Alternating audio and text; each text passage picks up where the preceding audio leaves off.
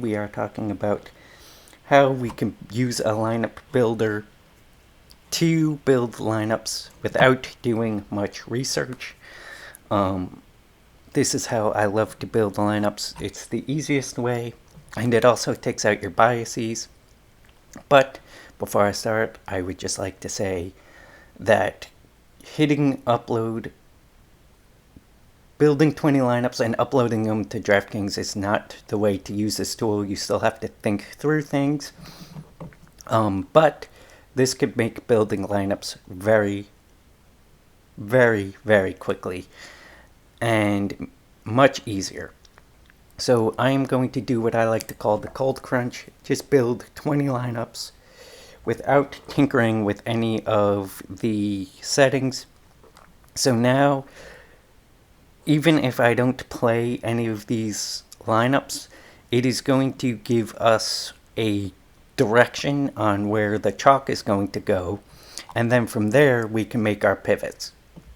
So Chris Conley and Danny Amendola, for example, they're going to be some of the more popular cheap plays on the Texans. So let's say in one lineup we're going to make a stand. We're going to say I want to line up without Chris Conley. Now I only play 3 lineups, so this is how I choose to do it. So let's say for our first lineup, we just want to take a stand against Chris Conley. He's going to be the chalkier piece from the Houston side. So now we go to players. We set inputs.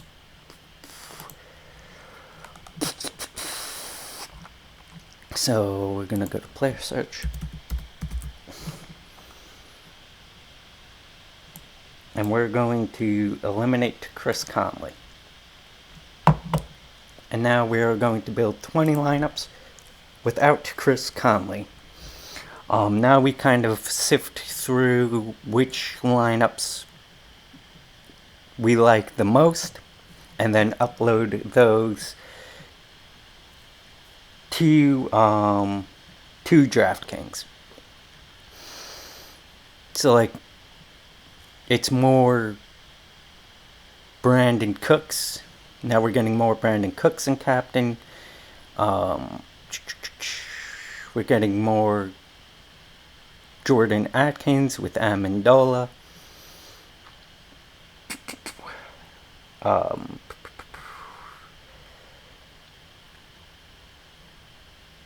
It's forcing in more Robbie Anderson. So now what I like to do is that I took a stand.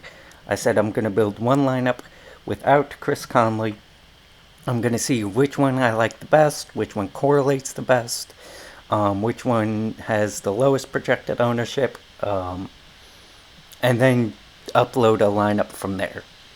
And then you kind of rinse and repeat that process. You could kind of say like, I want to see what lineups look like with Mark Ingram in captain. So you could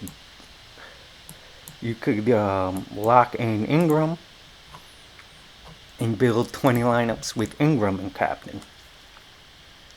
Let's see the ownership and point projection for Ingram.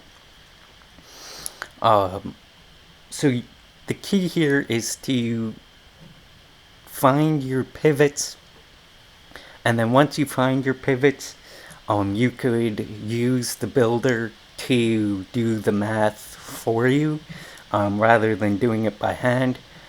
This makes it a lot quicker, and you could do this with a lot of different things.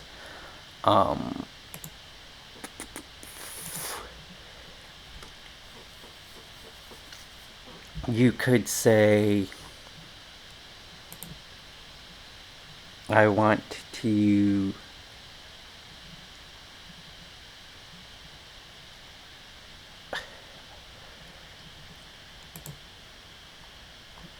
I want to eliminate like DJ Moore and play more Dan Arnold. So the key here is to use the 20 highest projected lineups and the chalkiest lineups to figure out where you are going to make your pivots. And then once you figure out which pivots you want to make, you could use the lineup builder to build lineups based on who you want to play, who you want to fade. And having this tool makes it so much easier, so much quicker. You could do grouping where you could say if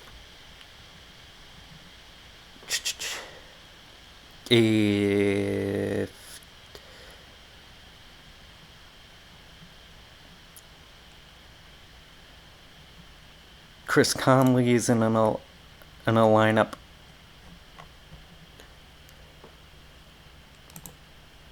don't play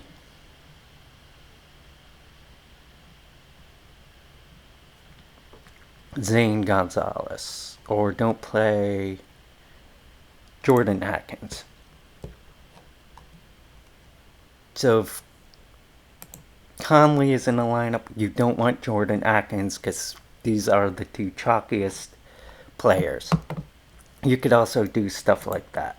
But I like to figure out where my pivot is going to be, pull up the 20th best lineups with that pivot, and then make my decisions. I think this is a great way to play the game. It's a quick way to do it, but like I said, you can't just hit build and expect to get winning lineups. You still have to think about the slate, but you can do it in a way that will save you time and a whole lot of effort. So thank you for watching. If you like the video, give it a thumbs up. If you don't like the video, give it a thumbs down and tell me how I could do better. And I'll see you on the next.